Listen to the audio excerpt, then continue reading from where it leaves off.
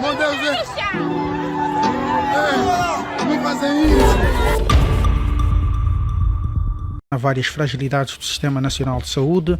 O facto de a Justiça angolana ter condenado também ativistas por ultraje, injúria ao Presidente da República.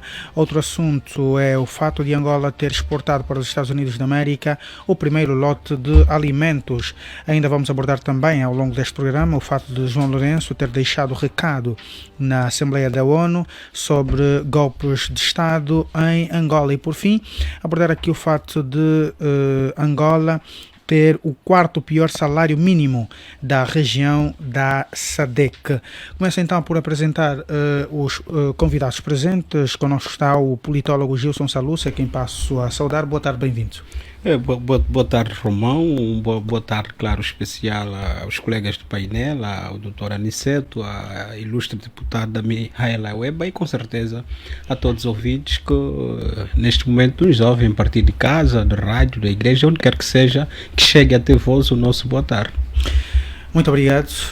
Como já fez referência o Dr. Gilson Salúcio, está connosco também o sociólogo Aniceto Cunha, que vem em representação do partido MPLA. Boa tarde, bem-vindo. Boa tarde, Romão de Jesus. Agradeço o convite em nome do partido MPLA e aproveito os microfones para desejar rápidas melhoras ao jornalista Pedro Cafiel. Sabemos que tem uma parente, por sinal, a sua amada e querida mulher. Queremos que tenha as recuperações o mais rápido possível. As minhas saudações são também extensivas aqui aos colegas do debate e aos ouvintes e internautas que acompanham normalmente a página deste programa. Muito bem. Obrigado. Também, como foi feita aqui a referência, a presença da representante do Partido UNITA, Mihaela Weba, a quem passo a saudar. Boa tarde, bem-vinda. Muito boa tarde, caro jornalista. Boa tarde extensivo ao vasto auditório da Rádio Despertar, em Angola, na diáspora. Meu boa tarde também extensivo aqui aos meus colegas de painel e a todos os trabalhadores e colaboradores da Rádio Despertar. Muito bem. Vamos então aqui com o primeiro tema. Começo consigo, Dr. Gilson Salúcio, a morte do paciente à porta do Hospital Américo Boa Vida, que até hoje continua a ser um dos principais motivos de discussão a nível do país, por ter revelado várias fragilidades no que respeita ao sistema de saúde de um modo geral, porque inclusive também até o setor privado foi incluso neste debate com as fragilidades representadas ou que aconteceram, ou melhor, aconteceu no hospital escola, no maior hospital escola do país, vamos assim dizer. Era um médico que estava em fase, ou está em fase de conclusão do processo formativo e incorre num processo como este que, como disse, destapa várias possibilidades a nível do sistema de saúde público. Bom, quem conhece a nossa realidade, penso eu que está a par de uma informação que é bastante clara e objetiva, né? O caso que assistimos esta semana num dos maiores hospitais, que até é um hospital de dimensão nacional, não veio com certeza destapar os véus, não é, sobre as enormes fragilidades com que o nosso sistema de saúde se encontra. Claro, não. O que eu acho que terá acontecido é que veio permitir uma exposição em demasia, claro, das condições que muitos já conhecem e que, claro, convivem com elas todos os dias sobre a realidade dos nossos hospitais. Eu, quando olhei para essa situação em particular, é claro que senti uma certa repugnação, né? Repugnante ouvir que num período como hoje, alguém que tenha feito primeiro o juramento de Hipócrates, que teria como responsabilidade imediata, clara e objetiva de fazer tudo que estiver a seu nível, empregar todas as suas capacidades e meios possíveis para, no entanto, salvar vidas, é a primeira pessoa, na primeira instância, a permitir que não seja possível que uma vida seja salva. Portanto, é uma situação repugnante, é uma situação bastante constrangedora e, como todos sabemos, nós temos uma realidade ao nível dos hospitais em Angola que faz-nos pensar que parece que já teremos atingido, já teremos até ido além do limite daquilo que é humanamente concebível, daquilo que é humanamente imaginável, não é? Portanto, nós temos enormes debilidades ao nível do nosso sistema de saúde e que eu acredito que é importante que ao nível das políticas públicas se faça muito. Temos estado a nos queixar sobre a incapacidade de fiscalização e de exigência, por exemplo, de transparência por parte dos legisladores. Por quê? Porque numa situação como essa, por exemplo, era fundamental que os legisladores, parlamentares, tivessem a possibilidade e a capacidade, no entanto, de convocar, no caso, a ministra da Saúde para, em comissão de inquérito, prestar declarações. Nós ouvimos, por via de um documento oficial da direção do hospital, a dizer que, em função do sucedido, portanto, a equipa médica em serviço estava suspensa, ou estaria suspensa a partir daquele exato momento. Será esta a decisão mais óbvia para, no entanto, desincentivar ações iguais por parte de outros atores do nosso sistema de saúde? Será esta a melhor decisão? Será a mais viável? Será a mais adequada? E é proporcional ao fenômeno que nós assistimos? Nós temos o péssimo hábito, por exemplo, de imitarmos os outros, mas nunca estamos em altura de imitar dos outros o que é bom. Por exemplo, numa situação igual, em Portugal, nós vimos uma idoneidade tal que a ministra pôs o seu cargo à disposição. Nesta semana também a ministra da Saúde chegou inclusive a orientar uma série de regras para que o sistema de saúde público fosse muito melhor e funcional para se evitar situações desta natureza. Eu penso que não basta instruir, não basta compilar regras quando o nível, por exemplo, de responsabilização e penalização por situações iguais não é proporcional, não é aquele que desincentiva o cometimento de erros, por exemplo. Estaria a sugerir então a destituição ou melhor, a exoneração? Eu penso que do cargo? Eu penso que por uma questão de integridade, por uma questão de idoneidade e dando mão à palmatória, uma atitude correta seria, no entanto, a ministra da Saúde apresentar-se como, por exemplo, apresentar, claro, a sua demissão como forma de mostrar à opinião pública e não só que as fragilidades não são só ao nível, portanto, dos médicos que prestam serviços nos hospitais. Não, elas começam mesmo a partir do topo, ou seja, a partir da hierarquia do Ministério da Saúde, né? Essa incapacidade por parte, por exemplo, dos médicos de responder afirmativamente, de forma adequada às exigências e às demandas, não é só responsabilidade dos médicos, é óbvio, e nós sabemos que quem anda por esse país percebe que nós temos muitos problemas ao nível dos hospitais. Um é escassez de recursos humanos, outro é a incapacidade do exercício mais efetivo, óbvio, dos médicos. Por quê? Porque não existem meios adequados para também dar resposta às várias situações. Outro ainda é a existência de meios, mas a incapacidade dos recursos humanos de manusear os meios para, no entanto, darem cobro à situação. Certo. Eu acho que essa situação expõe em demasia as nossas fragilidades do sistema de saúde e, mais do que isso, pôs a público que, enquanto pessoas, enquanto humanos, parece que já teremos ido além do limite do que é humanamente concebível. Muito bem. Eu vou aqui questionar a doutora Mihaela Weba, muito propositadamente pelos termos da abordagem do Dr. Gilson Salus. Doutora Mihaela Weba, o seu partido quer igualmente a exoneração de Silva Lutucuta do cargo e nesta semana surgiram comentários desta natureza. Silva Lutucuta terá feito uma gestão brilhante do processo de combate à pandemia da Covid-19 e tantos outros feitos a nível do seu, durante o seu mandato. Seria esta a razão justificável para a sua exoneração ou poderia considerar-se também o seu desempenho até o momento? Meu caro, antes de mais eu gostaria de aproveitar os microfones da Rádio Despertar para apresentar as minhas sentidas condolências pela morte deste cidadão, a família enlutada. É um angolano que perde a vida, um cidadão jovem, 25 anos, que poderia ser útil à sociedade se devidamente tratado e encaminhado. Eu penso que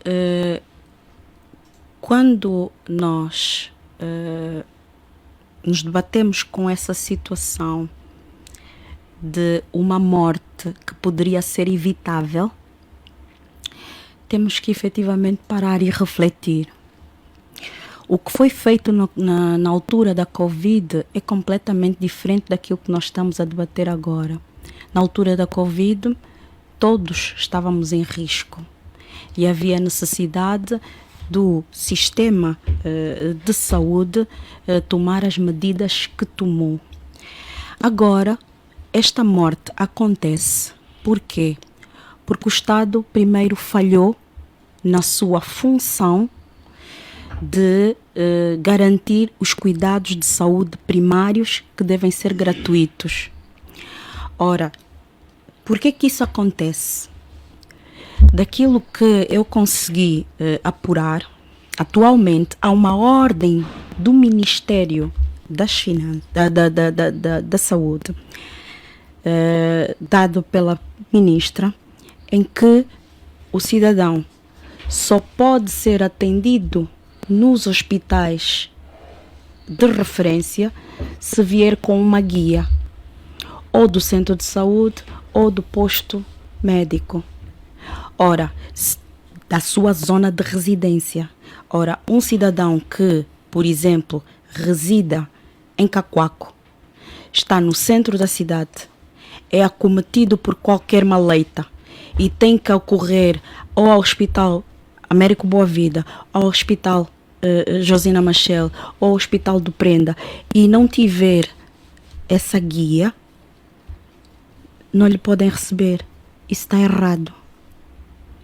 Isto está errado.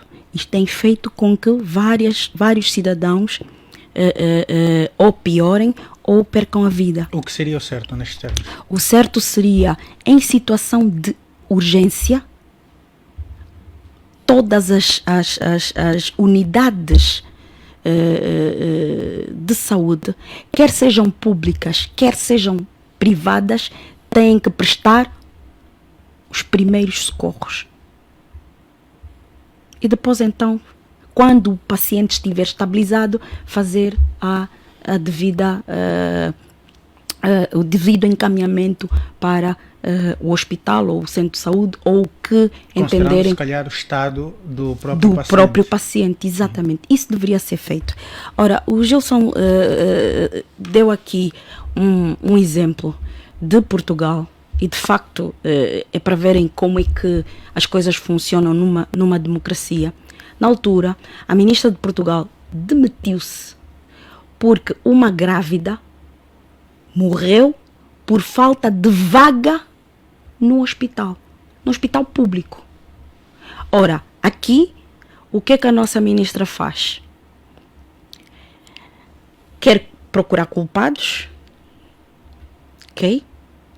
Vão ser responsabilizados e ela, enquanto titular da pasta, não se sente responsabilizada. Quem emanou a ordem de não se aceitar os cidadãos sem guia? Eis a questão.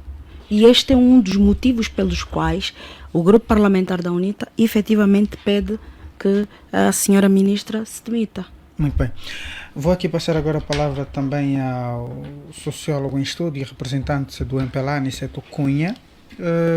Para já faz-se aqui a unificação de duas ideias que culminam na exoneração de Silvia Luto Couto, justamente por esta e se calhar, conforme disseram os meus convidados aqui, por outros assuntos que já tenham revelado várias debilidades no sistema de saúde público. E a questão que se impõe nesta altura é o próprio responsável do Sindicato dos Médicos, Adriano Manuel, chegou mesmo a dizer que toda a falha que acontece no sistema de saúde público é culpa do próprio governo, porque o sistema beneficia-se com isto. De uma ou de outra forma, considera que estas alegações fazem algum sentido para si? Romão de Jesus, antes gostaria mesmo de reiterar os agradecimentos em nome da direção central do MPLA, e a primeira nota que daria é também solidarizar-se com a família, tendo em conta este vazio profundo que sofreram. Aliás, esta nota ela vem já, também foi a mesma que foi expressa a nível do Comitê Provincial do MPLA, ao qual nós reiteramos. Antes que eu responda a sua questão assim, grosso modo, eu gostaria de fazer primeiro algumas reflexões que se impõem. A primeira é que uma perda de vida é de facto uma perda, devemos todos estar solidários. A segunda é uma nota a apelar os partidos políticos a não aproveitarem deste facto para terem aproveitamento político. A terceira seria precisamente a responsabilização civil e criminal por quem cometeu esse ato, um direito consagrado na Constituição de se negar a saúde a um cidadão. Eu tive, diria, este foi um facto que chocou-me diretamente, porque aconteceu num dia que eu estava a frequentar um curso na Faculdade de Medicina, que coabita no mesmo espaço com o Hospital Américo Boa Vida. Aliás, é por isso mesmo que ela é considerada, aliás, o hospital é considerado o hospital universitário ou hospital da faculdade, né? Por coabitarem.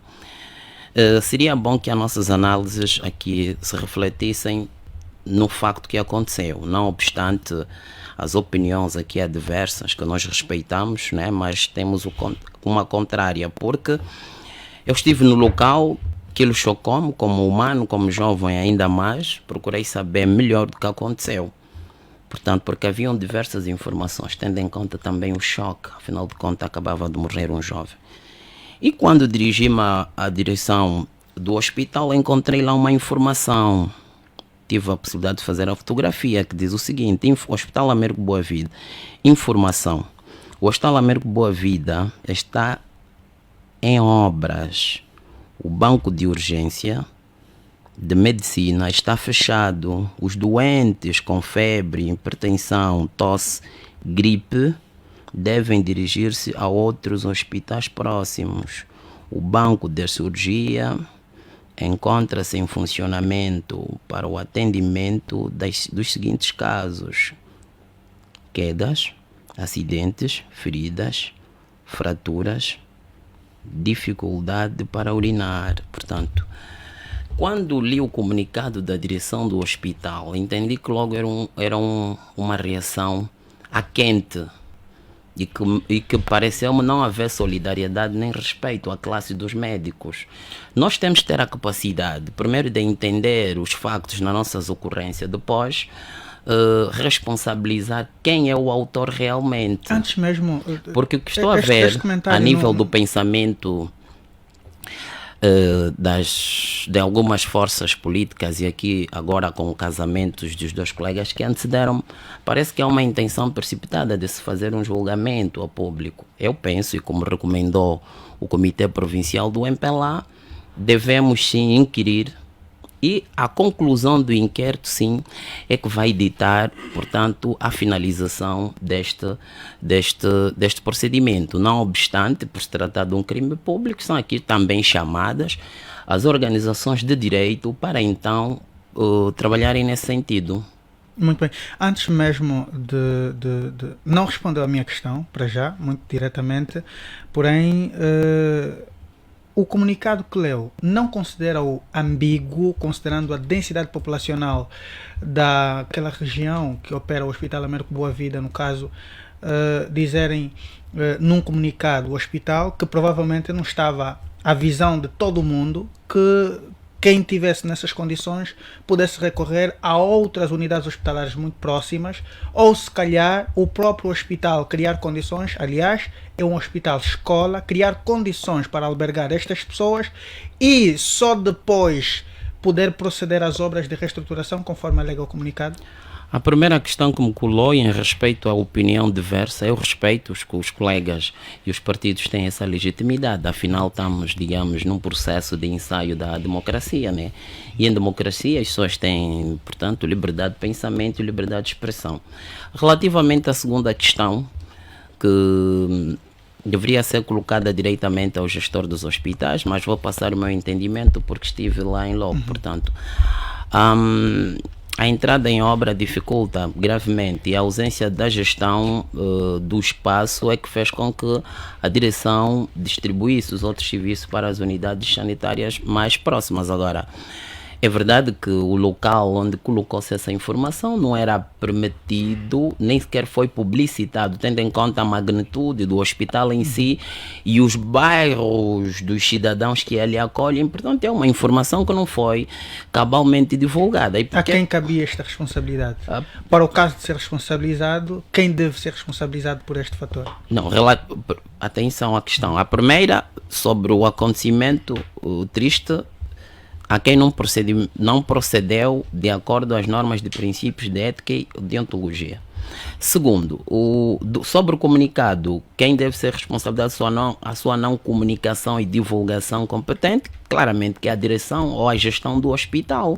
Portanto, ao fazer-se um comunicado deste que altera até o hábito, porque as pessoas sabem que aquele hospital está ali e os serviços que ela prestam, altera essa alteração e considerado que é o maior nessa circunscrição, tendo em conta o distrito urbano do Rangel em que está, né, na cidade de Luanda ou no município de Luanda, e faz vizinho ou tem vizinhança quer com Kazenga, quer com a Manhanga, que são as Clambaquiache, aliás, município de Clambaquiache, e todos os distritos que compõem o município da cidade de Luanda ocorrem ali, né? Sobretudo os bairros mais próximos, o Jumbo, o bairro Popular, portanto a Vila Alice, o próprio BO, enfim, essas populações não dominam essa informação.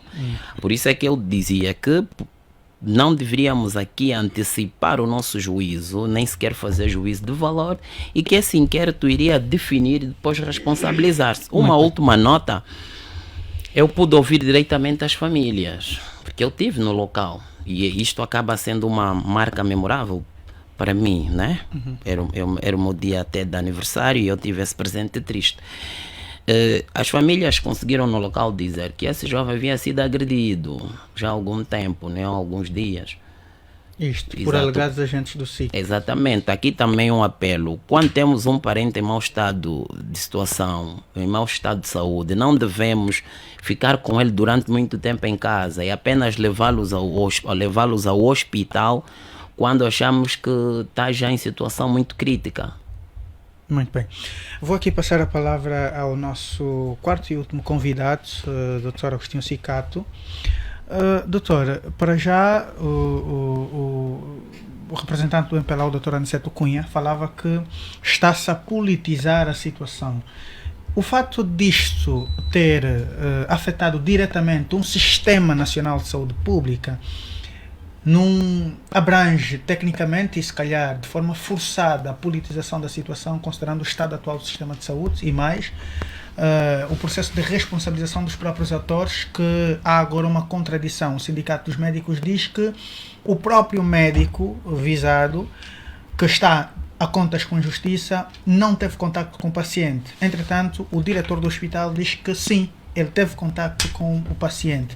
Havendo essas contrariedades, inclusive o processo de responsabilização ou não das figuras da ministra e do diretor do hospital, como deveria-se encarar esta situação? Bom dia para si, boa tarde para si, Romão, boa tarde aos meus colegas e aos ouvintes. Eu não faria diferente, portanto, dos meus colegas, devo dirigir os meus sentimentos, pesar à família uma vida é sempre uma vida. E aqui também dar boa nota aos órgãos de comunicação social, a cidadãos que em boa altura divulgaram essas informações, porque também essas informações divulgadas inibem que as ações futuras possam acontecer. E, portanto, este não é o primeiro caso, apenas é que não foi apenas no Américo Boa Vida. Nós estamos lembrados que em abril de 2019 aconteceu quase um episódio semelhante no Hospital Geral de Luanda, portanto, onde uma cidadã acabou por perder a vida exatamente por não ter sido atendida. Infelizmente temos essa situação. O que é importante retermos aqui é as unidades hospitalares têm, para além da responsabilidade da responsabilidade normal, têm a responsabilidade política. Portanto, o responsável político do hospital é quem tutela o Ministério. Portanto, é ministro, são secretários de Estado, portanto, esses é que são os que tutelam. Portanto, toda e qualquer outra ação, portanto, respondem diretamente os responsáveis. O que, se bem percebi, as várias vozes da sociedade, o que solicitam não é uma responsabilização judicial da ministra, é exatamente a renúncia é exatamente renúncia ou a exoneração é a responsabilidade política apenas. É que nós em Angola ainda não temos esse hábito. Portanto, nós conhecemos isso nas outras paragens. O ministro é que põe o cargo à disposição. Não é preciso até pressão. Portanto, basta acontecer alguma coisa no seu ministério, portanto, que atenta contra a vida, ele põe o cargo à disposição. Mas nós aqui ainda os cargos são tidos como espaços para a realização e, portanto, falar sem exoneração é como que estar-se contra a pessoa. Não se é contra a pessoa.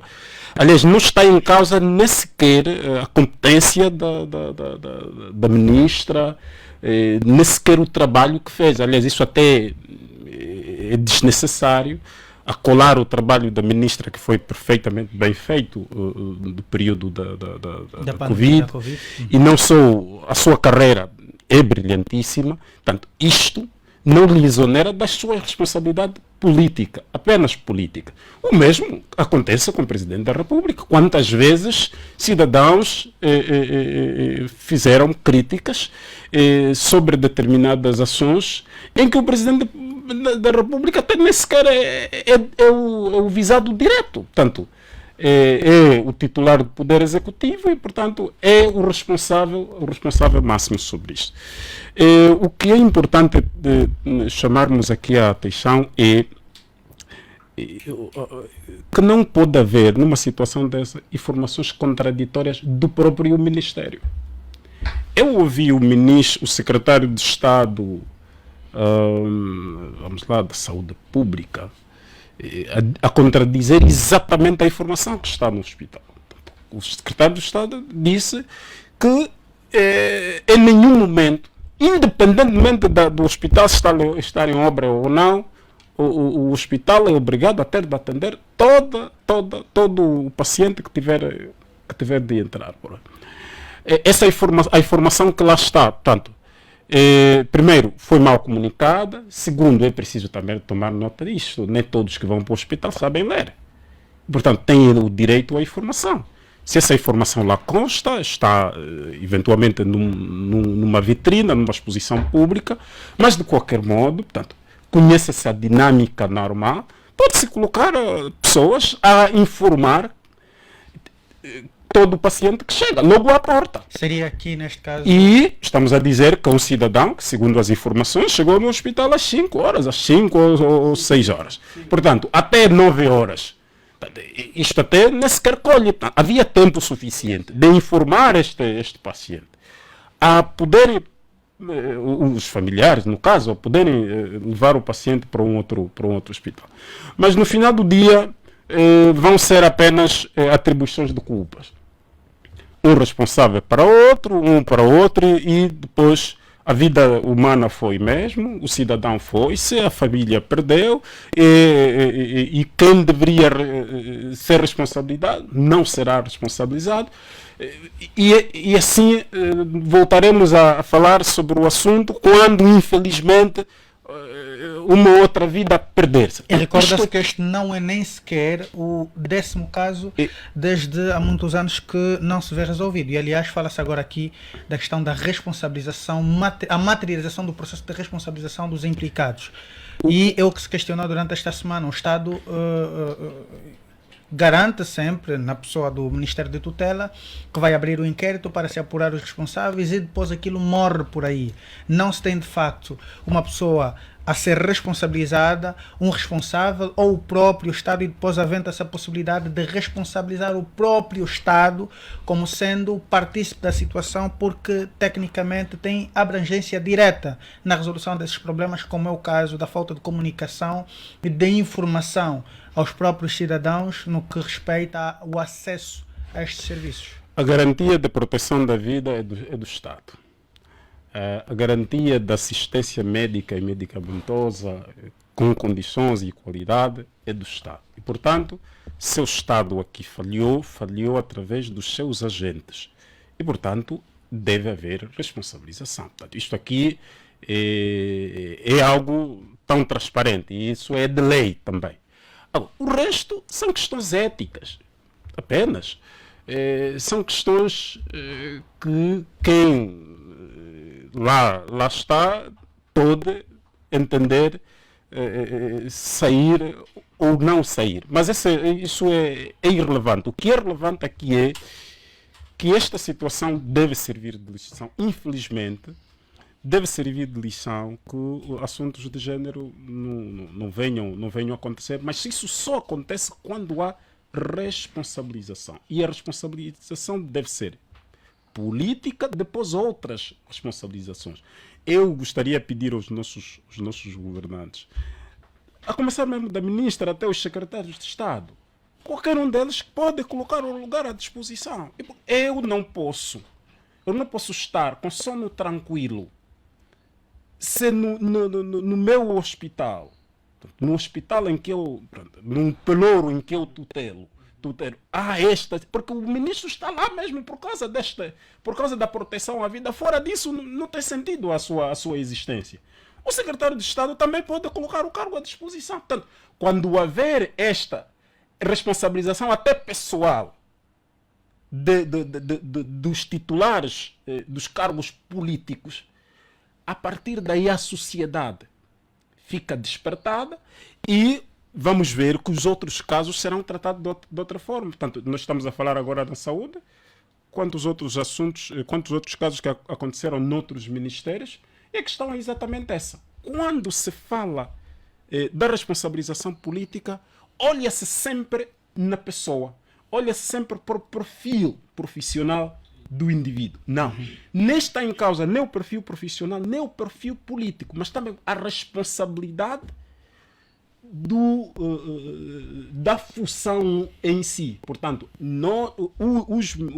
os titulares de cargo público vão para essas instituições para servir. E servir quem? O cidadão. É este cidadão que perdeu a vida. E, portanto, se perdeu a vida, não há necessidade, em vão, a minha existência. Muito bem. Eu vou, antes, Dr. Salus. Só para acrescentar. Eu penso que até não faz sentido esperarmos responsabilização numa situação como essa. Uma atitude eticamente compreensível e revestida de uma certa moral.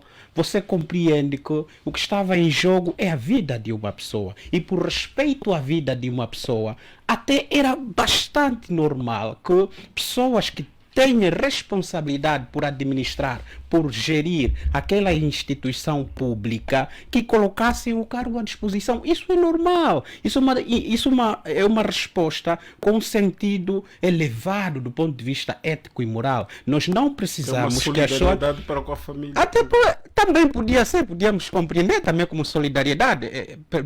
Pedimos desculpas, infelizmente, enquanto responsáveis da instituição, chamados a administrar, a gerir com parcimônia, com ética, com sentido de responsabilidade, não fomos capazes, infelizmente, de respondermos à exigência tendo em conta a situação. Não conseguimos cuidar e salvar a vida do indivíduo, enquanto responsabilidade superior de quem é enfermeiro, de quem é médico, de quem é responsável de uma instituição hospitalar. Neste sentido, colocamos os cargos à disposição. Isso é uma atitude ética. Eu acho que, infelizmente, nós ainda estamos muito longe só para de não termos... se por causa do tempo. Sim, sim,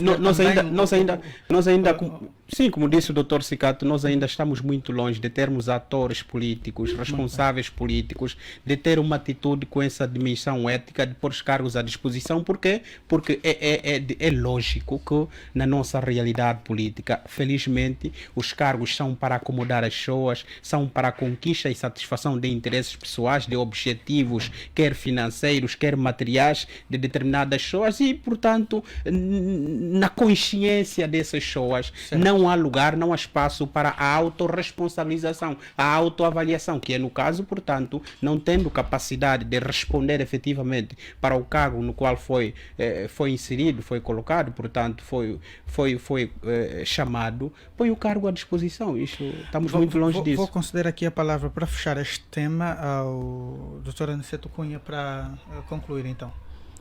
Apenas duas notas. Não obstante a ocorrência, eu gostaria de deixar uma palavra de apreço aos médicos e todos aqueles cidadãos que a sua atividade ocorrem precisamente para a saúde ou para o setor da saúde, desde os enfermeiros, maqueiros e outros, porque, como lhe disse, a semana finda eu frequentei de segunda a sexta-feira e pude viver de perto a pressão que esses especialistas da saúde vivem no dia a dia.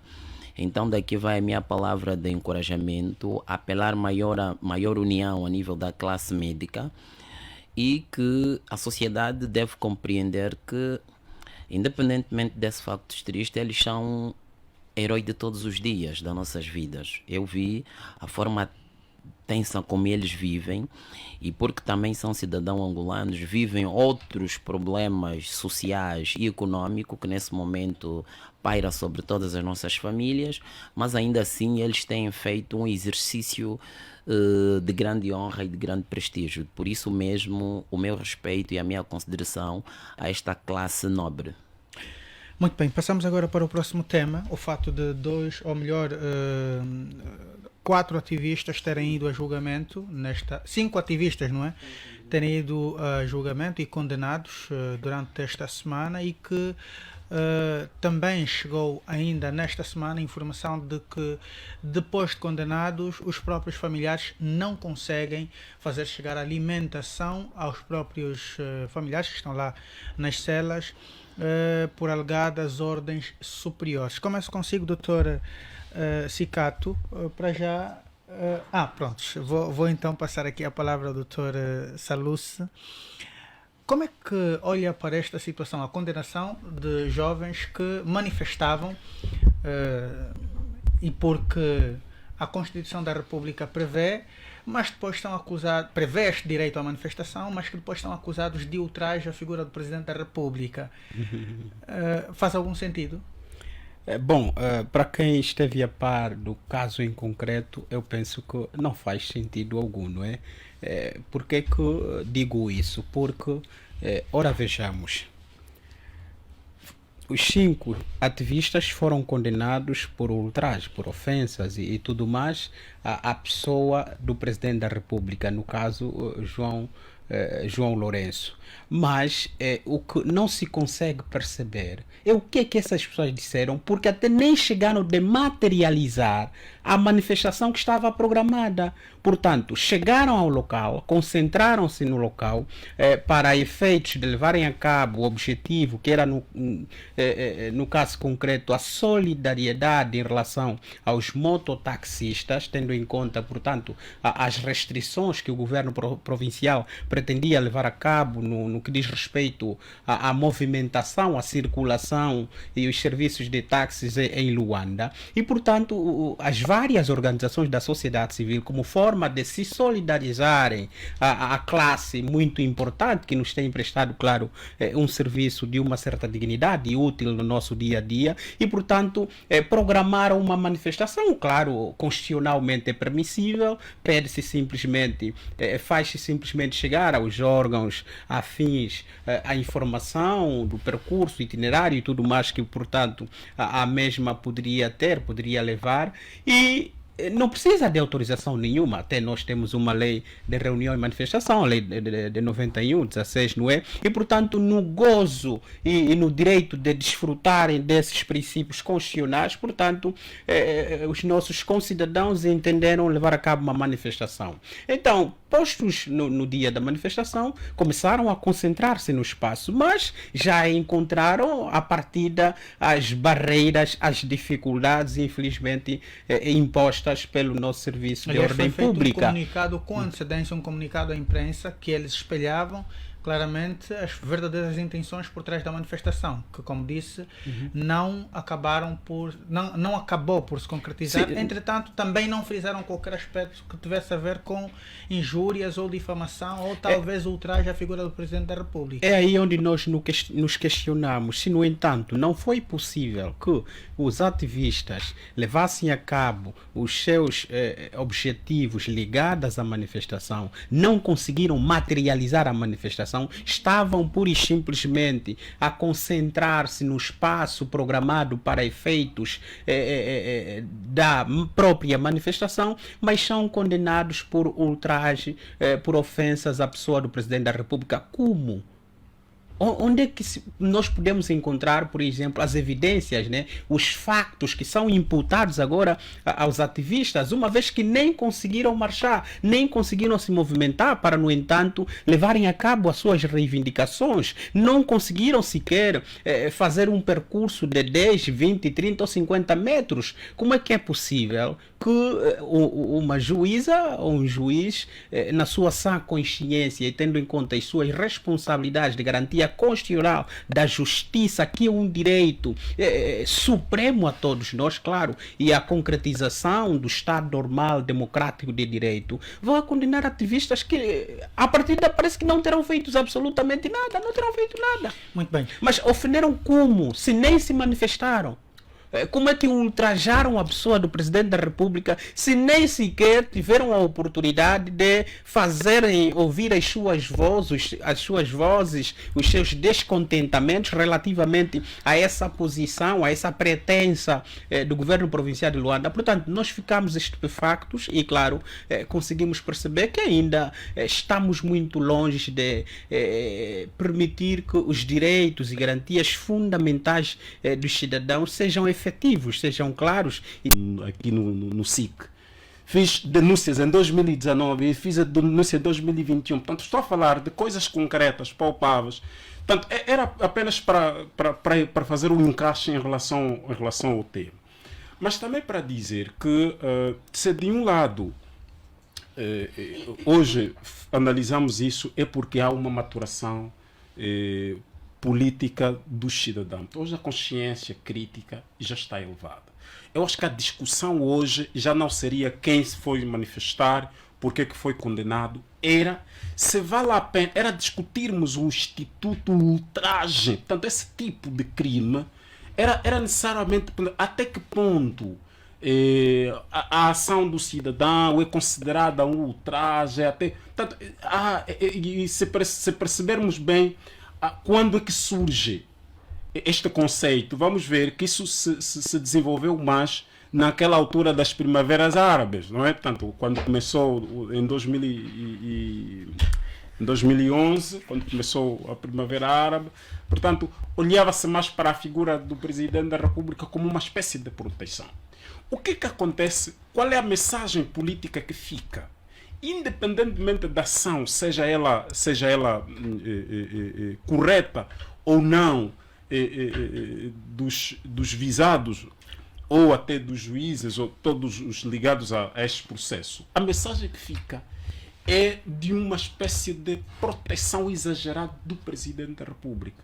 Passa-se uma ideia de que o Presidente da República não se pode nem questionar, não se pode nem dizer. Portanto, uma ou outra palavra, automaticamente há um outro grupo que vai fazendo o culto da personalidade. Aliás, ouvimos o próprio Presidente da República, coisa de uma semana, dizer que não precisava de culto de personalidade. E isto degrada também de que forma? A própria imagem do Presidente da República. Repare, esta descrição que faz o Salusi. A ser verdade, isto não é bom para a imagem da pessoa do Presidente da República. Portanto, não se pode criar o tal excesso de zelo. Até imaginar que quem escreveu carta, quem foi se solidarizar com uma medida, portanto, hipoteticamente este ultraja, ou até recorrendo-se já aos seus antecedentes, portanto, antecedentes criminais, por facto de ter sido já condenado, e porque se foi condenado hoje, solidariza-se com este, portanto, automaticamente já é reincidente e deve ser condenado. Portanto, creio que este procedimento tem um preço muito alto para a imagem de que se quer proteger. E no caso, a imagem de que se quer proteger, e todos nós gostaríamos que fosse bem protegida, é do Presidente da República. Não fica bem o Presidente da República estar sempre à boca dos cidadãos pelos maus efeitos. Este aqui é um dos maus efeitos. E sugeria então a revogação deste alegado crime de ultraje. Eu até, a minha esquerda tem uma deputada, eu gostaria que os deputados depois, em sede da Assembleia Nacional, pudesse, na próxima revisão constitucional, ou tem de se rever a lei. Depois, um outro dado que é muito importante é geralmente nos tribunais de primeira instância, assim que se denomina, os juízes, os advogados, quando não se sentem satisfeitos, recorrem sempre. Gilson, Romão, sabe quanto tempo leva a decisão do Tribunal Superior, estamos a falar do Tribunal Supremo no caso, para um assunto de gênero? Pode levar 7 anos. Pode levar 10. Aliás, temos os exemplos. Há dois anos, a televisão pública de Angola noticiou aquele cidadão que cumpriu cerca de 7 anos e depois foi-se comprovar que era afinal era inocente. Portanto, só depois do Tribunal Supremo ter decidido, portanto, o recurso dos advogados. E já imaginou isto? Portanto, aqui os processos demoram o tempo que demoram. Seria bom, do ponto de vista político, jurídico, portanto, isso depois tem outras costuras e tanto mais. Mas do ponto de vista político, não ajuda tanto as organizações políticas, tanto a estrutura do próprio Estado. Estou a falar para os entes, os que têm essa responsabilidade de proteger. Estou a falar para a Polícia Nacional, estou a falar para o governo provincial. Portanto, é fundamental também ter-se em conta disto. Toda a ação é preciso avaliar as suas consequências políticas. Pode ser até uma ação apenas de prevenção, mas depois pode resvalar para um desnível que mancha de que maneira a imagem do presidente. E sabe qual é a imagem que fica para a comunidade internacional? É que em Angola, quem vai se manifestar vai para a cadeia. Portanto, essa é que é a imagem que fica. E passa a ser a imagem do presidente ditador. E isto não é bom para o desenvolvimento do país, porque o presidente precisa sair, e aliás vemos o presidente várias vezes a sair, a vender uma imagem boa, uma imagem onde há democracia. Portanto, num país onde há democracia, os cidadãos se manifestam. num país onde há democracia, os cidadãos não vão à cadeia por situações aparentes. Digo aparente, por também não conhecer o processo, mas das informações que nos chegaram, tanto por via dos advogados, como por via da comunicação social que foi consultar as partes, nota-se claramente que precisava-se de mais subsídios para que os cidadãos fossem condenados. E depois a pena que se lhe é aplicada, aquilo até 6 meses talvez. Mas 2 anos, é logo 2 anos. Muito bem. Antes mesmo de passar ao Dr. Gilson Salúcio, a doutora Mihaela Webb, o advogado de defesa, diz que está perante uma decisão política e conforme disse aqui o Dr. Cicato, os próprios juízes não leem o processo e o próprio Zolabambi terá dito mesmo que está-se diante de ordens superiores. O que é que diz sobre isto?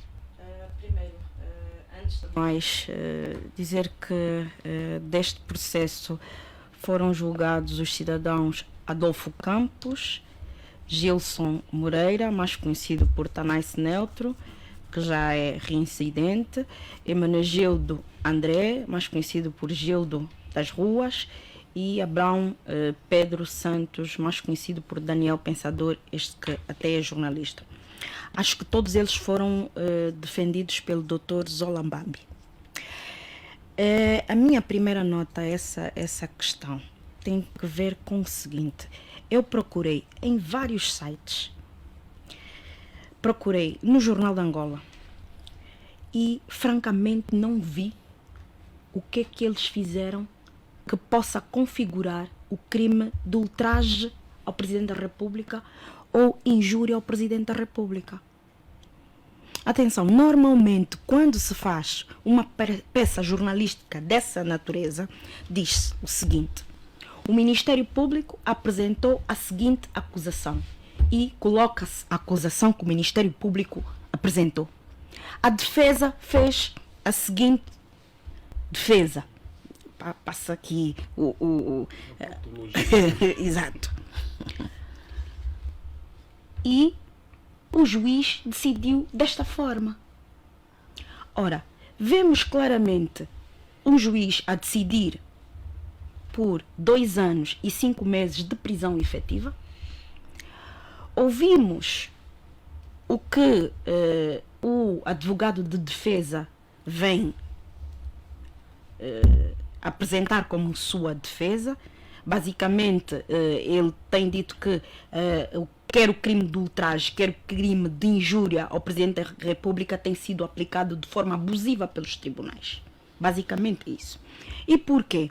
Porque estamos em presença do exercício de 2 direitos, liberdades e garantias. Por um lado, a liberdade de reunião e de manifestação, se ela é pacífica e sem armas, não carece de qualquer tipo de autorização. As reuniões e manifestações em locais públicos carecem de prévia comunicação. E quando a autoridade administrativa entende que não pode ser realizada a manifestação em determinado local, tem de fundamentar, atenção, isso é um processo administrativo. Todas as decisões administrativas devem ser fundamentadas. Tem de fundamentar o porquê que não permite a realização naquele local. E sugerir uma rota alternativa. E sugerir alternativas. Não tendo feito isso, significa dizer que houve a tentativa consumada já de obstaculizar o exercício do direito de manifestação daqueles cidadãos. Em segundo lugar, está aqui um outro direito, que é a liberdade de expressão. Eu queria, de facto, saber o que eles disseram, ok? Que atenta contra a figura do Presidente da República para haver crime de ultraje e de injúria. Entretanto, um outro assunto levantado aqui pelo Dr. Aniceto Cunha, o fato de o Governo Provincial já ter recuado da medida justificava a continuidade da manifestação? Meu caro, o cidadão é livre de fazer manifestação. Mesmo sem sentido. Mesmo sem sentido. É um direito que a Constituição lhe permite. quer fazer manifestação, faça. As autoridades têm que garantir a segurança dos manifestantes e a segurança dos demais cidadãos. Aqueles cidadãos, os 4, não apresentavam qualquer perigo para os outros cidadãos. Portanto, não havia necessidade nenhuma de impedir o exercício da manifestação deles. Não havia. Mesmo porque este assunto, de facto, houve um recuo, mas não ficou resolvido. A qualquer momento podemos voltar com este assunto. E, portanto, eles têm toda a legitimidade de querer fazer a manifestação deles. Posso? Têm toda a legitimidade. Por outro lado, quando se fala da liberdade de expressão, ela tem limites nos termos da própria Constituição. E esses limites são o bom nome, a honra, a reputação, a imagem, a reserva da intimidade da vida privada e familiar, a proteção da infância, da juventude, o segredo de Estado, o segredo de justiça, o segredo profissional e demais garantias daqueles direitos. Ora, isso é para todo e qualquer cidadão. A minha pergunta é: há ou não há prova de ter sido cometido o crime de injúria? Há ou não prova de se ter cometido o crime de ultraje? Porque eu não posso condenar alguém simplesmente porque ele anteriormente ultrajou o presidente e agora eu estou a presumir que voltou a ultrajar. Não. Aliás, seria a pergunta que... Isso seria claramente violação do princípio da legalidade. Ok? Tínhamos que saber exatamente o que é que eles disseram. E jornalista nenhum conseguiu nos dar esta informação. Porque o próprio Ministério Público alega-se não terá sido claro o suficiente. Pois, o próprio Ministério, a acusação do Ministério Público nem ia nesse sentido sequer. Não fundamenta... Nem ia nesse sentido. Por isso é que alguns, como o Dr. Cicato, vêm dizer que os juízes, por vezes, não leem os processos. Olha, está ali o Tanais, é ultraje ao Presidente da República. Nem leu sequer a acusação do Ministério Público. Portanto, pode ter acontecido isso. Política, neste caso em particular? Eu não quero ir para aí. Eu só estou a dizer que é possível que eles tenham sido julgados por um crime pelo qual não foi a acusação do Ministério Público. Pelo menos das declarações que o advogado deles faz, ok? Denota-se que há qualquer coisa que não está em consonância do ponto de vista daquilo que é a acusação com aquilo que é a efetiva condenação. Portanto, se assim for, ele tem todo o direito de recorrer. Tem todo o direito de recorrer. E considerando nisto, eu penso que vou dar apenas 30 segundos. 30 segundos ao doutor para ver se conseguimos correr com o tempo. Faz favor, doutor Aniceto. Obrigado. Não, eu queria apenas rebater uma questão que foi apresentada aqui pela doutora Miela Kupomi, que não é verdade e nem pode ser aceitável que uma líder na dimensão dela incentiva com que os jovens apenas vão por ir mesmo sem fundamento. Nós refletimos profundamente este tema na semana ou no programa anterior. Houve uma congregação de movimentos e associações que escreveram para o Presidente da República. Eu penso que a insistência desta ação, mesmo depois de sem razão e ainda assim com a limitação através da ação do poder político ou administrativo no governo da província, é como se isso nos transmite, é como se fosse uma missão suicida, uma missão de mercenários. Vocês receberam essa missão que, independentemente de haver ou não razão, têm de cumprir. Aqui onde também chamamos a reflexão, porque esta dirigente da UNITA não pode nos mostrar que a UNITA sobrepõe a lógica normal das coisas. Não é verdade. Uma ação tem de ter ao alcance um objetivo. Não havendo um objetivo, é questionável a motivação desses jovens, ainda assim, para estarem tão disponíveis da ausência da sua família, de uma ação, digamos, que visava melhor estar dentro do seio da família e da sociedade. Nós sabemos o quanto custa o sofrimento das famílias quando têm os seus familiares detidos. E nós aqui estamos a apelar. Devemos sim respeitar os direitos das pessoas. Está então a dizer mas... de forma subentendida que quem manifesta vai necessariamente à cadeia porque... Não.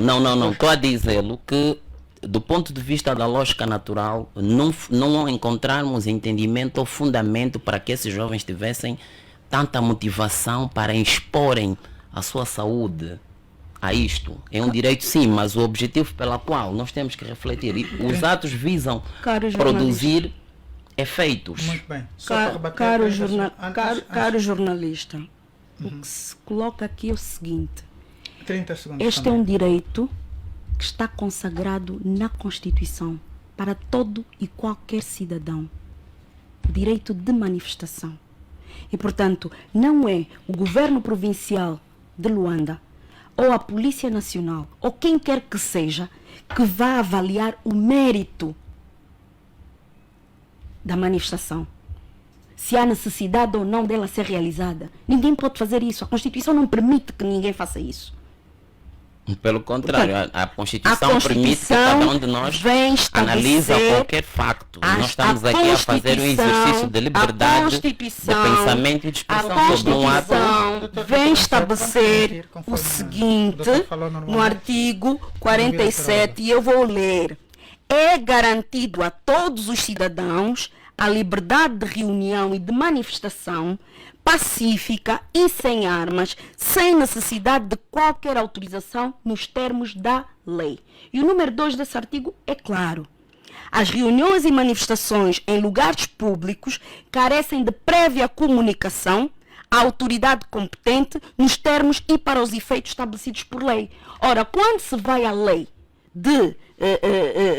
sobre o direito de reunião e de manifestação, nós vamos verificar que em momento algum o legislador dá a competência de quem tem a competência de receber a comunicação dos manifestantes, de verificar o mérito da manifestação.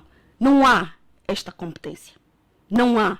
Ele só tem que verificar se o local escolhido está disponível ou não.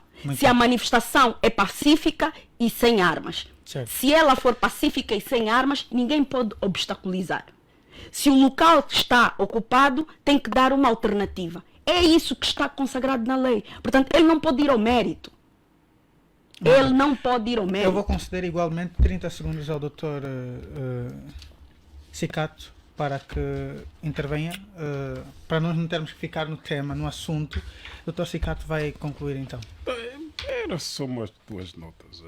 A primeira estava ultrapassada já em relação à doutora Weba, que tinha a ver com quem é que decide sobre o sentido ou não, sobre a importância ou não de uma manifestação. Depois, os cidadãos, portanto, a Constituição estabelece isso, os cidadãos são livres, e quando há julgamento sobre isso, felizmente temos os tribunais. E, portanto, se os cidadãos, no exercício desses direitos, violarem direitos de outrem, portanto, aí estão as autoridades, já não administrativas, portanto, estão as autoridades policiais para tomar as devidas medidas. Mas o que acontece aqui é exatamente uma questão de interpretação. Sempre e várias vezes ouvimos informações, aliás, até comunicado do governo provincial a proibir. Portanto, o governo provincial, a autoridade administrativa, quando proíbe, está a violar a lei. Porque a lei apenas lhe dá a faculdade de averiguar se estão conforme. Portanto, estão ali no artigo 47, tem arma? Então sim. Mas tem que fundamentar. Está proibido porque tem arma. E, portanto, a lei diz que quando tiver arma não podem fazer. A identificação dos indivíduos, estão ali, tem morada, contato, e, portanto, o mesmo procedimento que os manifestantes utilizam, o mesmo expediente, diz a lei também, que é o mesmo que a autoridade administrativa deve usar. E às vezes não. Esse expediente às vezes é o contrário. Os manifestantes remetem uma carta e o governo provincial telefona. segura numa chamada e diz, olha, vocês não vão mais para ali. Portanto, e fica essa puxa daqui e de colar.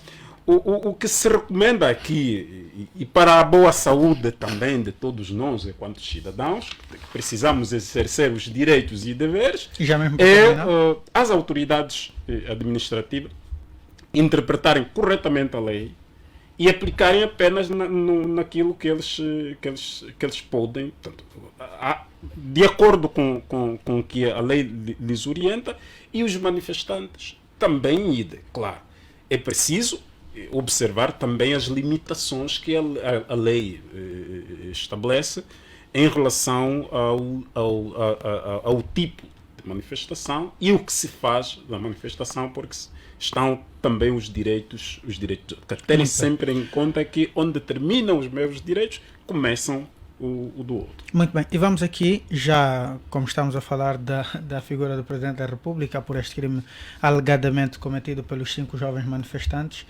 vamos agora abordar aqui um assunto que também está aqui na nossa agenda, o fato do Presidente da República ter falado sobre os golpes de Estado na reunião da ONU, onde o próprio Presidente da República terá dito que existem mãos invisíveis que têm o interesse de desestabilizar o continente africano. Dr. Gilson Salus, para já...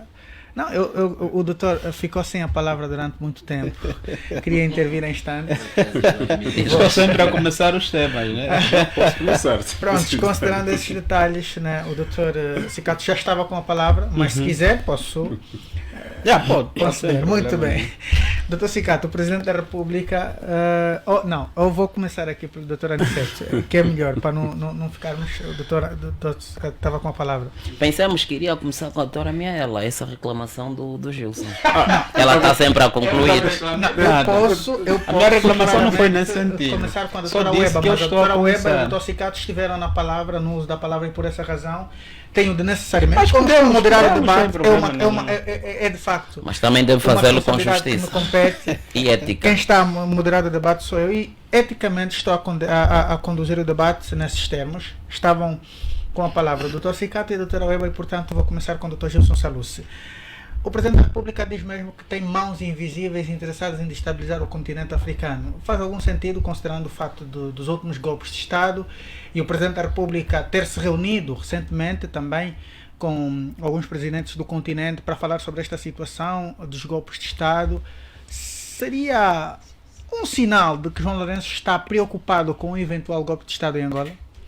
Nós já tivemos a oportunidade de discutir a respeito dessa questão numa outra edição anterior, e claro, nunca é demais fazermos-la novamente, não é? No nosso entender, e já dissemos anteriormente também, que o Presidente da República, nas suas últimas intervenções em relação aos últimos acontecimentos que têm a ver essencialmente com os golpes militares, tem demonstrado uma certa preocupação, não é? E isso, se calhar, tem que ver também com os níveis de instabilidade política que os países mais próximos têm vivenciado nos últimos tempos. Mas os grandes pensadores ao nível da ciência política, refiro-me aos geoestrategas e não só, que estudam muito as questões geopolíticas, olham para as questões dos golpes militares como tendo sido muitas vezes propiciado por fatores mais endógenos do que propriamente fatores exógenos, não é? Eu já tive a oportunidade de fazer menção aqui do professor Bukassa, que tem uma obra sobre uma reflexão muito interessante ligada à segurança em África, onde alertam para os fatores internos como tendo muitas vezes sido os grandes propiciadores dos golpes militares. Estaria ameaçado a um golpe de Estado em Angola militares. E por essa razão está a manifestar a sua preocupação de forma pública e se calhar num fórum internacional com alguma capacidade de abordagem mais profunda sobre o assunto? Sim, nós entendemos que é uma preocupação do Presidente da República. Isso também decorre do facto de muitas vezes temos estado a reclamar também relativamente ao facto de se clamar bastante quando se trata de golpes militares, se condenar veementemente um golpe de Estado militar e nunca condenar os golpes constitucionais que têm acontecido aqui ao nível dos nossos países, e nós não somos exceção em relação aos golpes constitucionais, e quem estuda, claro, essas matérias percebe que também muitas vezes os golpes constitucionais resultam ou dão aso a futuros golpes militares, e portanto as realidades econômico, social e política dos Estados são elas fatores determinantes para os golpes militares. Agora, é claro que o presidente está bastante preocupado com a possibilidade ou não de, nos últimos golpes de Estado, ter havido intervenção externa, e portanto qual é a sua condição ao nível do Estado angolano, né? Como é que estamos do ponto de vista de cenários que propiciam um futuro golpe ou não? Já dissemos, tudo é determinado por fatores internos, e portanto quando olhamos para a nossa realidade, quer social, econômica e política, percebemos que só o facto de inexistir bem-estar, as pessoas clamam bastante por bem-estar, as pessoas passam bastante fome, há uma dificuldade econômica tremenda. Os cidadãos... Isto acontece curiosamente numa altura em que vem para Angola, a partir desta semana, um alto representante dos Estados Unidos, um alto representante das Forças Armadas Americanas.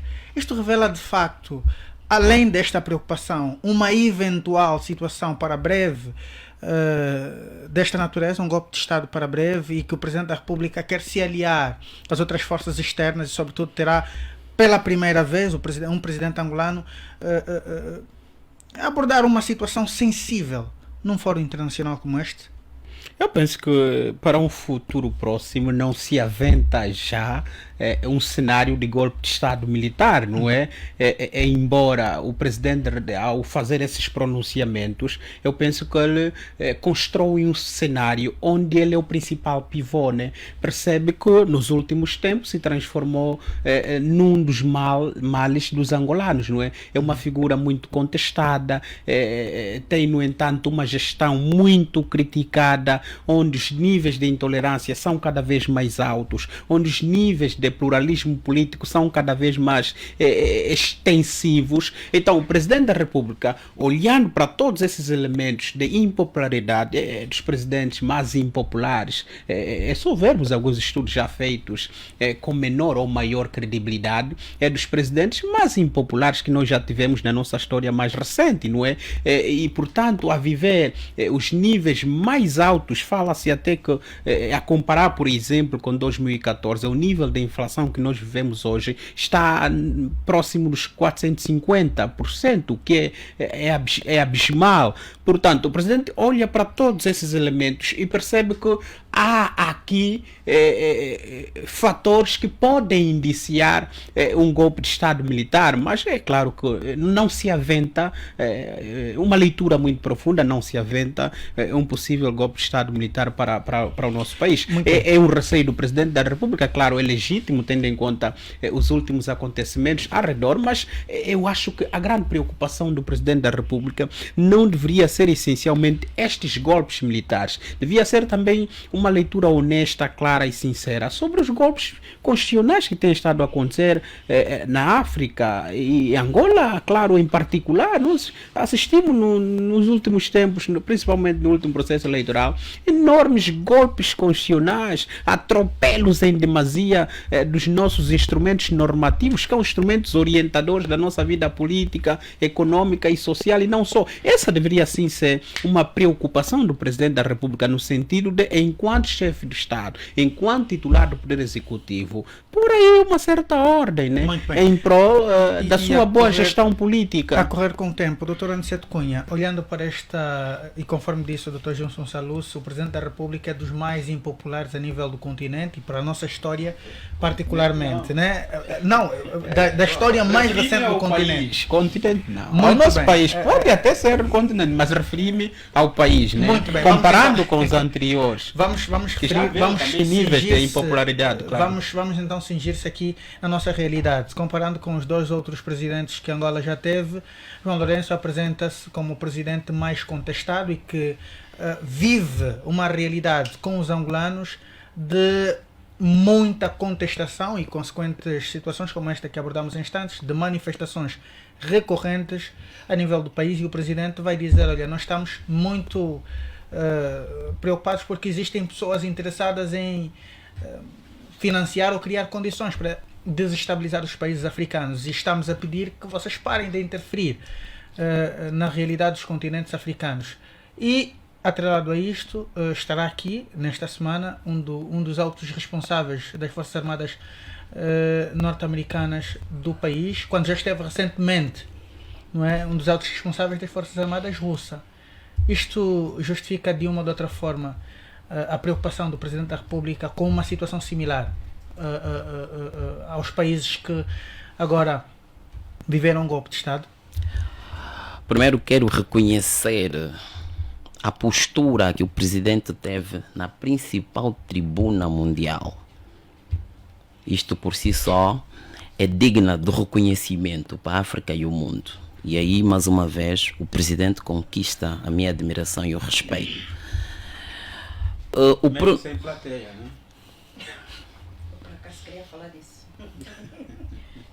Vamos deixar, faz favor, o doutor Aniceto terminar.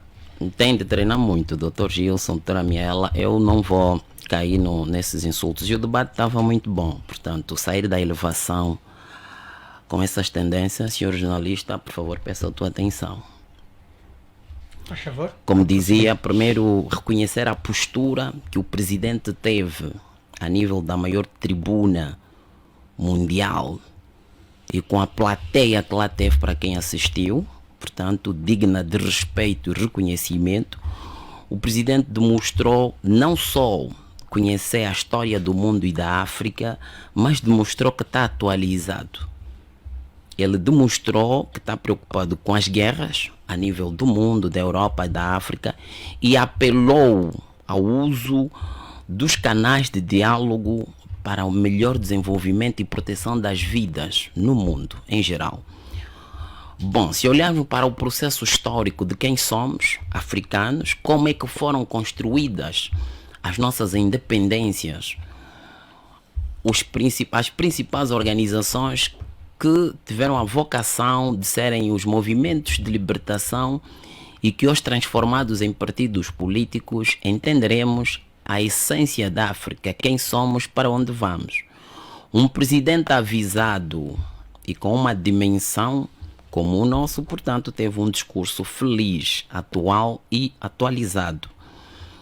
Portanto, o Presidente da República não demonstrou ter algum maior receio. O Presidente da República demonstrou ter coragem de chamar as coisas pelos seus nomes. Porque nós temos estado a ver muitos líderes africanos que, quando chegam naquela tribuna, acabam sendo cobardes. Portanto, nós sabemos que a África nunca deixou de ser apetecível para as antigas para os antigos colonos, e eles nunca se deram como satisfeitos com as independências. Os nossos resultados, e como aqui tentou navegar na sociologia o meu amigo, endógeno ou interno, ele também é provocado por força externa, porque há sempre essa intenção em deixar a África na dependência. Há uma intenção em não se querer ver a África desenvolvida. E obviamente que para eles, quanto mais conflito tiver, melhor, porque eles vão continuar a sugar os principais recursos da África apetitosa e ter os africanos permanentemente a fugirem dessas realidades duras, como mão de obra barata, nos seus estados. Portanto, o presidente foi feliz, como disse. Agora, isso traz-nos uma reflexão. Quais são os resultados dos países cujos governos foram constituídos por golpe de Estado? Mudou a realidade econômica e social ou piorou? Se a África tende, como bem dizia o presidente, trilhar o caminho da recente democracia, como é que os mais experientes podiam nos ajudar? Por que é que não há interesse dessas grandes potências mundiais trazerem para a África a industrialização, mas quererem permanentemente terem os recursos da matéria-prima para o seu desenvolvimento. Acha que o Presidente da República ter mantido o discurso conforme elogiou, o discurso irreverente, um discurso de coragem, não seria a melhor forma de demonstrar isso com um país muito bem gerido e administrado política e economicamente? Essas condições todas da dependência da África, estamos aqui a reconhecer permanentemente. Nós estamos na sequência de um processo histórico que temos permanentemente influência externa. Nós temos hoje a perda da compra a perda da compra da cesta básica das populações, porque temos uma economia indexada, porque nós hoje ainda temos muitas dependências. E se nós não ultrapassarmos isso, claramente com a ajuda dessas grandes potências, seja quem fosse, atenção, eu estou a defender um discurso factual. Nós estamos a falar de um contexto. Seja quem fosse nessa altura, a organização, o líder, viveria os mesmos problemas. Porque nós não podemos ignorar a realidade. Agora, aqui também ele deixa um recado. Porque se a força externa está a cogitar-me, a bater-te, que você que é meu irmão, e é isso que acontece, em palavras miúdas, claro que eles vão tirar vantagens. Os líderes africanos têm de ser mais patriotas, amar mais a sua terra e não se deixar influenciar pela ganância. Olhar para a realidade de Angola. Pela ganância. Acredita que os líderes angolanos têm esta visão de patriotismo, de amor à própria pátria, e fala-se aqui praticamente de uma gestão equilibrada dos recursos do país, praticamente para evitar que as forças externas influenciem na péssima administração e no maltratamento do próximo, do cidadão, do conterrâneo, vamos assim dizer. Acha que é esta figura que João Lourenço representa? A reeleição do presidente da República pelos cidadãos angolanos veio dar mais uma vez voto de confiança da credibilidade desses males que ele veio a combater. As subsequentes contestações. Vou chegar lá. Vou chegar lá. Tenha calma, meu caro ilustre. Já tenho 2 oponentes. Não, eu estou-lhe apenas a questionar. Eu estou a fazer um exercício. Com base no seu argumento. Mas também sinto que quero cobrir aqui um vazio que os oponentes não conseguem ver. Este é um debate que eu faço as perguntas em função das abordagens do senhor. Entretanto, as suas abordagens levam-me a questionar estas coisas que eu julgo ser interessante para o assunto que estamos a abordar, só por isso. Muito bem, nós estamos a emitir uma opinião pública sobre o nosso entendimento. Muito bem. Em respeito ao entendimento diferenciado do outro. Isso. E o nosso entendimento é, e reitero, a confiança que o povo angolano deu ao segundo mandato do presidente João Lourenço é reflexo sine qua non da credibilidade no projeto que ele teve. Portanto, ele apresentou principais linhas da sua governação e a população entendeu, portanto, dar o voto de confiança para o efeito. Certo? Grosso modo, as questões do ponto de vista econômico-social que hoje vivemos, que afetam-nos a todos, pessoas e famílias, são claramente de reflexões, e nós temos estado a ver o esforço que o presidente tem estado a desenvolver em todas as dimensões, internas e externas, não é? Desde a diplomacia econômica. Aliás, nesse discurso ele terá apelado mesmo os grandes empresários internacionais a investir em África, porque poderiam ter garantia, ou que têm de garantia, que teriam o seu retorno. Certo? Portanto, quer dizer que é um líder que tem consciência que os fenômenos mundiais têm afetado a sua governação, tem afetado a sua população. Muito bem. É nesse sentido que temos que olhar. Muito bem, passo aqui ao Dr. Cicato. Dr. Cicato, olhando para esta situação, o Presidente da República, conforme disse o Dr. Aniceto, mantém uma posição irreverente e digna do seu reconhecimento. Para já, esta posição irreverente lá fora deveria se refletir na boa gestão do país? Eu quero falar de 2 presidentes. Por acaso vi 2 presidentes na SADC, nas Nações Unidas. Eu vi o presidente da SADC e vi o presidente da República. Eu gosto de fazer a avaliação do discurso. Do ponto de vista do discurso, o presidente esteve bem. E por que esteve bem? Porque o presidente da República se posicionou no lugar de um presidente da SADC, não entrou nos assuntos internos de um Estado exclusivo, portanto, fez uma defesa dos Estados africanos. Portanto, deste ponto de vista, o Presidente da República, o Presidente João Lourenço, esteve bem. Agora, precisa-se fazer uma outra avaliação, que é porque, e isso já é para os estudiosos, por que razão essas potências ainda permanecem aqui, ainda interferem diretamente. A resposta, e os estudos hoje precisam ser aprofundados, a resposta tem de vir dos estudos. Portanto, uma avaliação assim empírica dá-nos a perceber, faz-nos questionar como é que os nossos chefes de Estado chegam ao poder. Os nossos chefes de Estado, grande parte deles chegam ao poder com dívidas morais, com determinadas dívidas destas potências. E aqui surge uma outra questão em relação ao discurso do Presidente, que eu digo veio em boa hora, mas precisamos questionar, nós os africanos. Nós somos independentes em quê? Em quê? Absolutamente em nada. Não produzimos armamento, dependemos do exterior.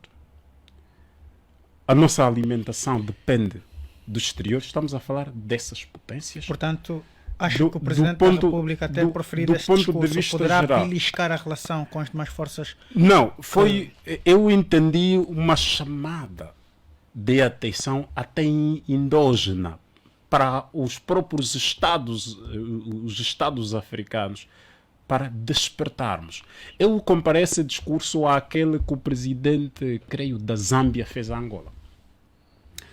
Há uma comparação que o presidente da Zâmbia fez. Que nós, quando precisamos,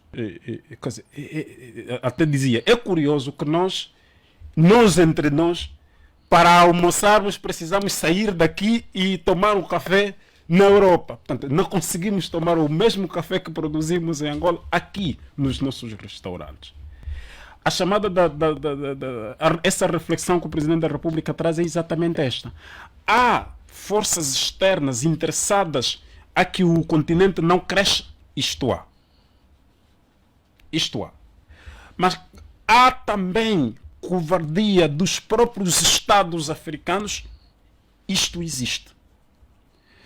Também grande parte dos nossos Estados africanos, os líderes, ou os que os colocam no poder, são essas potências e por isso são dependentes, isto também é um facto.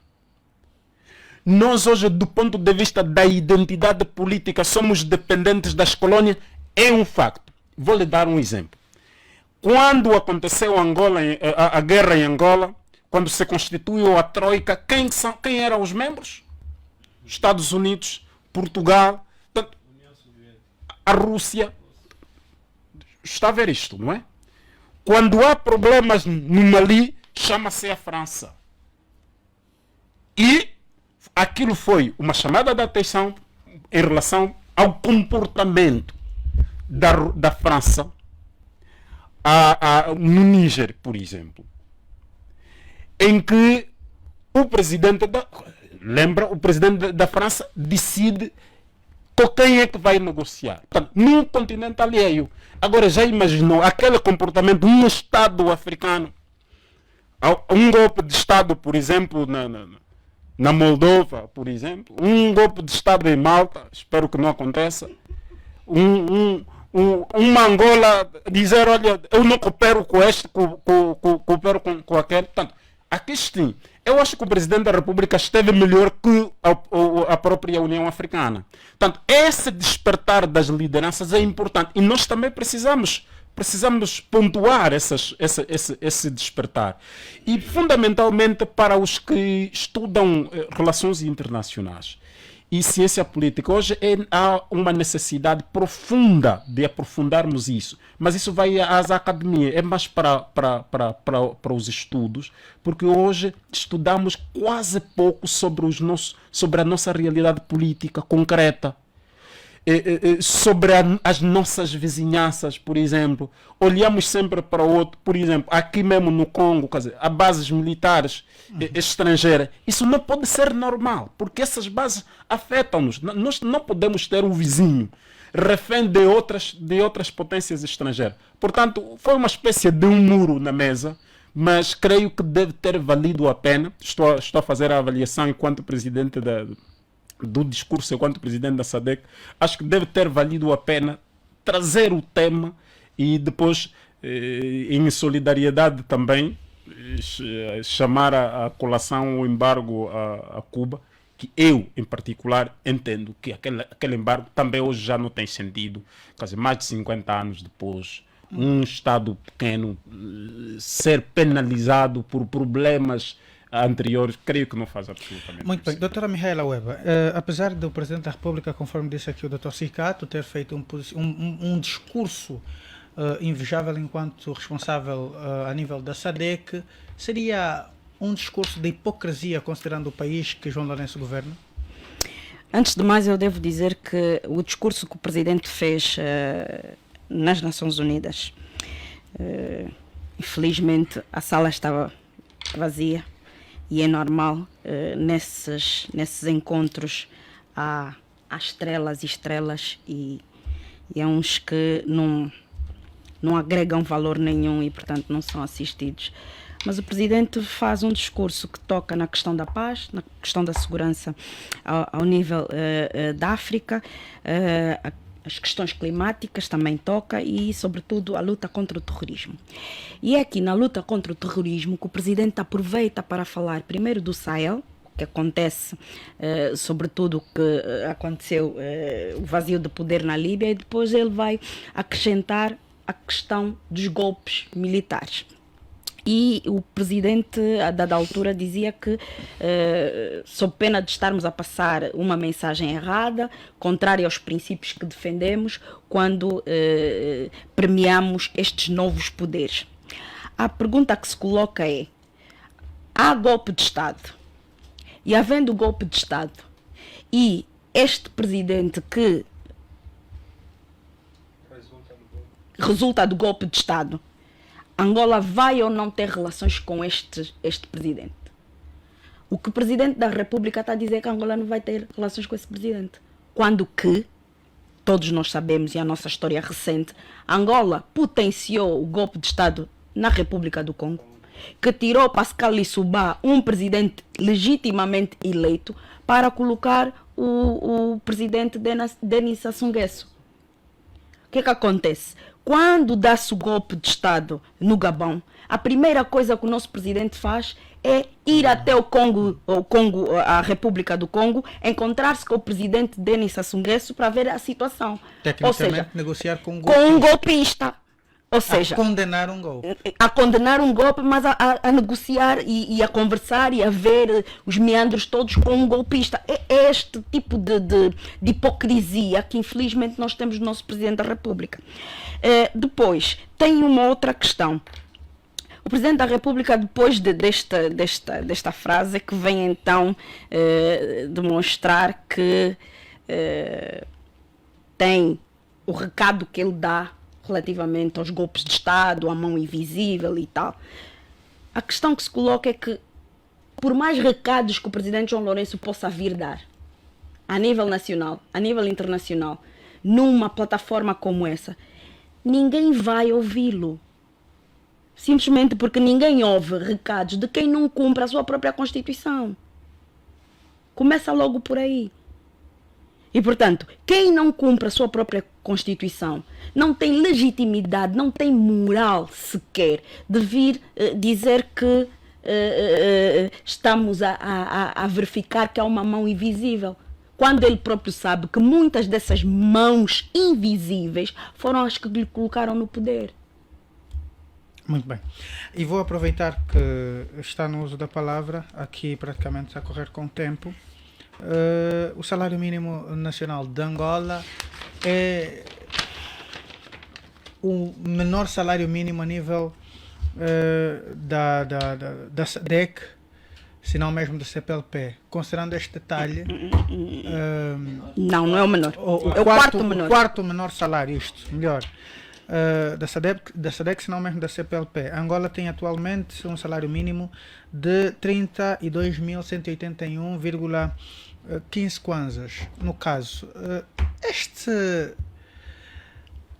com este salário, dá para fazer alguma coisa em Angola, considerando a situação agudizante, não é, da nossa economia, e face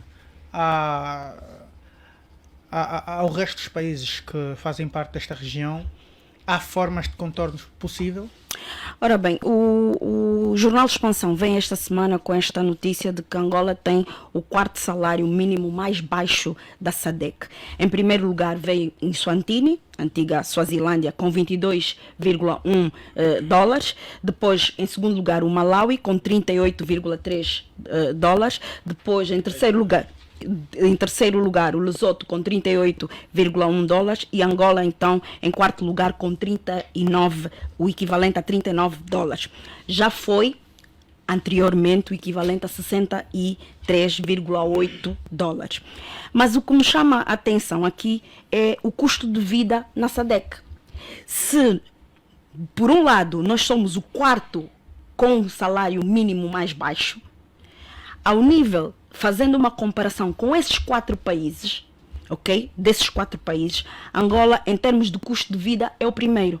O custo de vida em Angola por pessoa é 1.563 dólares, ok? Para o Swatini é 1.074 dólares. Para o Lesoto, que é o terceiro, é 923 dólares por pessoa. E para o Malawi, 919 por pessoa. O que significa dizer que a nossa situação ainda está pior que esses 4 países que têm um salário, desses 3 países que têm um salário mínimo inferior ao nosso.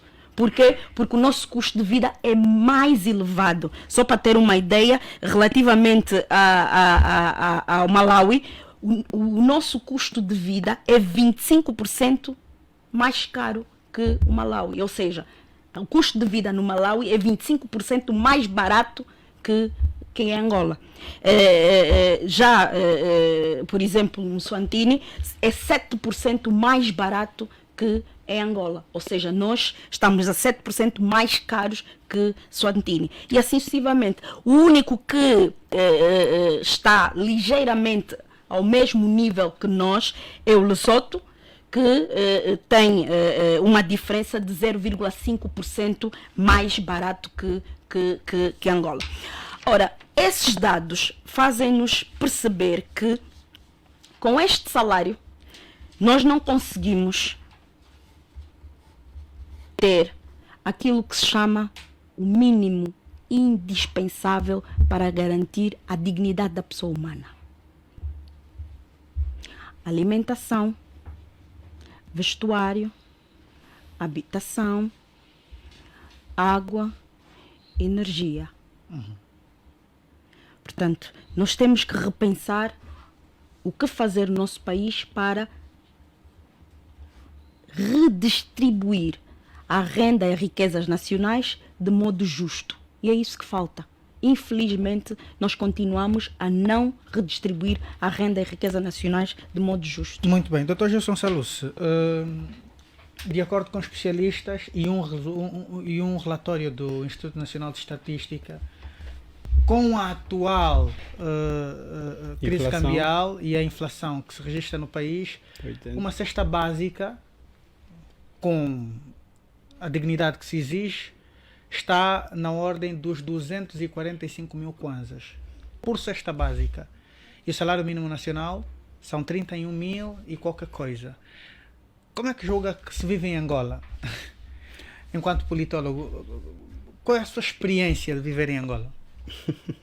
Com esta realidade. Todos nós estamos aqui nesse estúdio, claro. Não, quero que faça a sua apreciação olhando para este presumo que é a forma mais clara para poder explicar se calhar aos nossos cidadãos a sua apreciação sobre este assunto.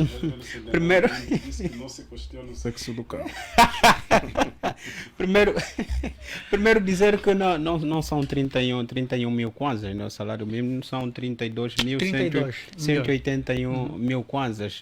Ainda assim, claro, não é quase nada, é uma gota no oceano para a nossa realidade inflacionária, não é?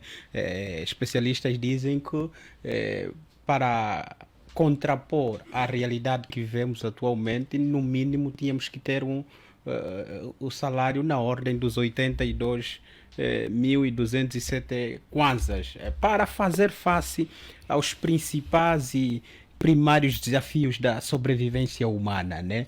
E claro, com um salário equiparável ao nosso, é óbvio que a experiência de vida qual seria? É aquela que nos remete à indigência, não tem outra. É claro que com isso, tendo em conta o nosso nível inflacionário, tendo em conta a incapacidade de se poder comprar alguma coisa para a garantia do mínimo dos mínimos, se é possível dizer isso, é claro que você só estará lançado à indigência. E um dos grandes problemas dos salários incapazes de adquirirem o necessário para viver tem que ver com o facto de propiciarem enormes problemas sociais. Também são muito propensos a ainda elevarem ainda mais o nível de corrupção para um país já com as características que nós conhecemos Muito de bem. corruptibilidade, infelizmente. Certo. Uhum. Eu, por acaso, estava a tentar fazer uma comparação com os nossos irmãos aqui muito próximo. É claro que não é uma questão de preconceito ou outra coisa, não é?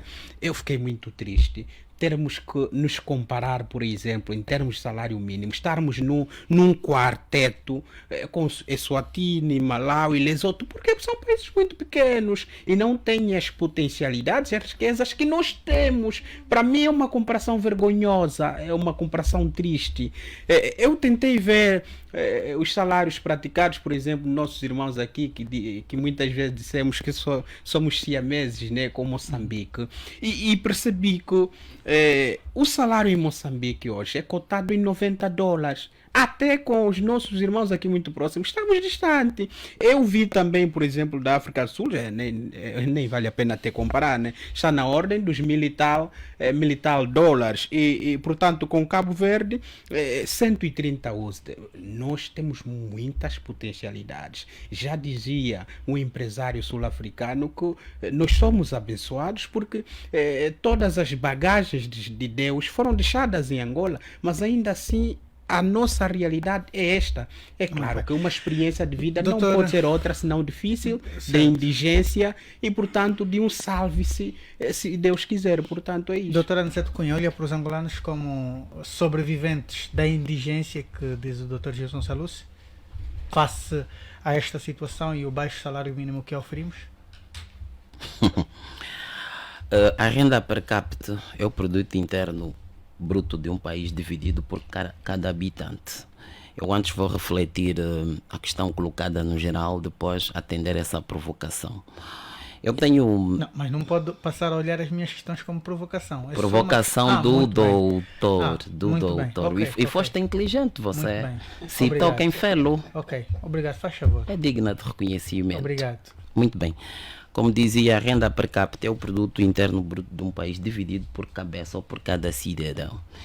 Eu li atentamente com reconhecimento de todo o esforço desses especialistas e eles deixaram uma frase interessante. Neste momento, o estudo também reconhece que em tempos idos Angola, portanto, já teve muito acima.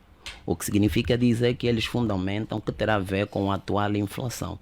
É um momento, aqui eu buscaria a dica do piloto, em que o Presidente da República apelava à segurança aos cidadãos. Estamos a passar por um momento menos bom, mas tenhamos fé. E como eu acredito no processo, vou pedir que os cidadãos tenham fé. Agora, é necessário que as instituições acadêmicas e com vocação da pesquisa, portanto, sintam-se interessadas, tendo em conta a sua vocação, porque esse estudo não mostrou uma amostra, se ela é representativa, se não. Portanto, com todo o respeito que tenho, né? Não nos falas dos universos, dos países apresentados do estudo, enfim, né? Entre outros, né? Não estou aqui para fazer um julgamento, mas enfim, é uma iniciativa digna de reconhecimento.